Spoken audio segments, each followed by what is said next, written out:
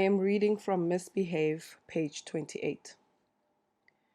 As a woman, my consideration of everything about misbehavior makes me realize and reminds me that I exist in a body to which others feel entitled. All I do that helps me reduce the chance of invisibility seems to take my body through everything prescribed against it. I see it as taking ownership by deciding what I want to do with it, despite the obvious disapproval. I have been told that motorbiking distracts me from what I should be working towards, being a good wife and mother.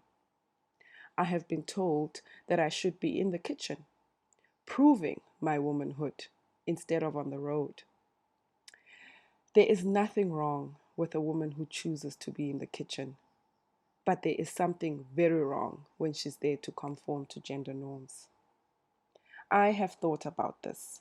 I have read on it, and it is my firm belief that women must have a choice in what they want to do, regardless of the stereotypes and norms that may prevent their involvement. This goes for practically all restrictions premised on gender, sexuality, class, race, and disability. If I were to call it, name it, I would say that to misbehave is to denounce the social norms that limit individuals based on who they are.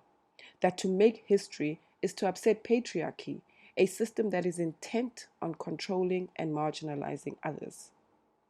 What does it mean for patriarchy when those who are marginalized find their voices and take charge of their own lives?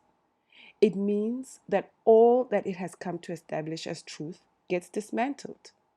It means that women start challenging what society has come to know as the dominant structure. It's interesting that whenever I talk about dismantling this system, black men close to me are up in arms, thinking I hate them. I do not hate them. Rather, it is the system that I hate. For the oppression it places on those who do not fit within its confines. It is telling that some people see it as a fight for dominance rather than liberty. It says something about how they accept dominance when it is practiced by men, but their assumptions about women seeking dominance scares them, proving that most are not ignorant to the power they hold under the system.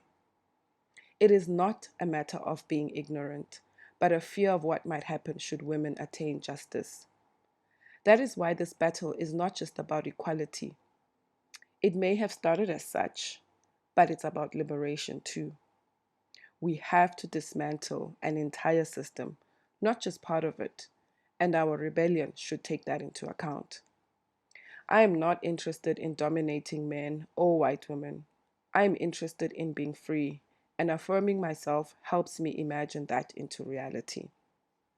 At this time in my life, when I'm trying to define myself, I find that I often go against the grain.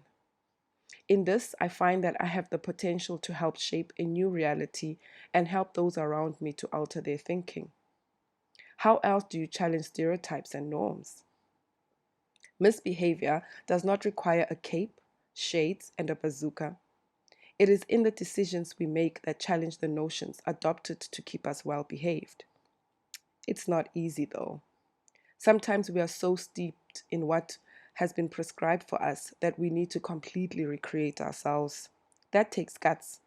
Standing against stereotypes sends you on a journey of learning and unlearning, which takes a long time. It is simply not possible to unlearn years of oppression in only a few awakening sessions, because we all have blind spots. However, if you acknowledge that truth, you'll be able to call yourself out. I am perfectly fine to acknowledge my ideological short-sightedness, and I hope that we are able to work through them, because this journey requires collective love more than individual efforts.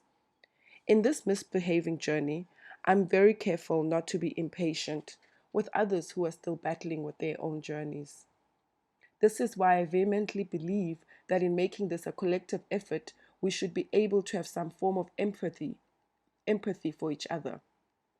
I used to make excuses for patriarchy. Misbehaving has allowed me to affirm my voice against it. I therefore cannot and should not lose my restraint for women who continue to see nothing wrong with a society that continues to oppress and marginalize people.